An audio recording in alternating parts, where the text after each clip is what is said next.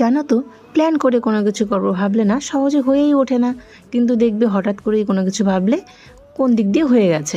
ছেলেকে check up করাতে নিয়ে গেছি ডাক্তারের কাছে, তো গিয়ে দেখে অনেকটাই দেরি হয়। সেটা দেখে মিস্টার হঠাৎ করেই বলে উঠলেন, চলো কোথা থেকে ঘুরে আসি।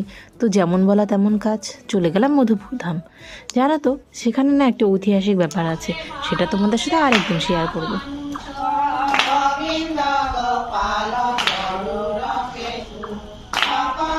আর এই সুন্দর সন্ধ্যা আরতিটা, সেটা ক্যাপচার না করে পারলাম না।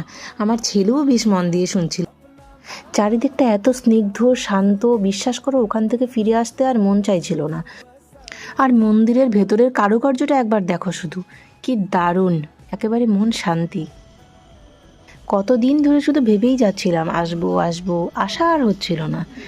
কিন্তু এটাও ঠিক যে মনে মনে ইচ্ছা থাকলে ঠিক সেটা পূর্ণ হয়। সময় একদমই কম ছিল, তাই পুরোটা সেভাবে দেখাতে পারলাম না। ইচ্ছে থাকলেও আরও একদিন আসবো। এবার তো ফেরার পালা। ডক্টরের চেক আপ করিয়ে ফিরতে ফিরতে অনেকটা রাত হয়ে গেছিলো। তো কী খাবো করতে করতে ওই রুটিই নিয়ে নিলাম। সবাই মিলে গাড়িতে বসেই রুটি খেয়ে নিলাম। আমার এই ছোট্ট পুচকুটার সার্ভিস দেখো একবার, সেই তখন থেকে জেগে জেগে ডাক্তার দেখানো থেকে শুরু করে পুরো ঘোরাটাকেই মজা নিচ্ছে। আর আরেকজনের তো ক্যামেরা দেখলেই হাসি। তো চলো আজ এতটুকুই, আবার দেখা হচ্ছে, ভালো থেকো, টাটা।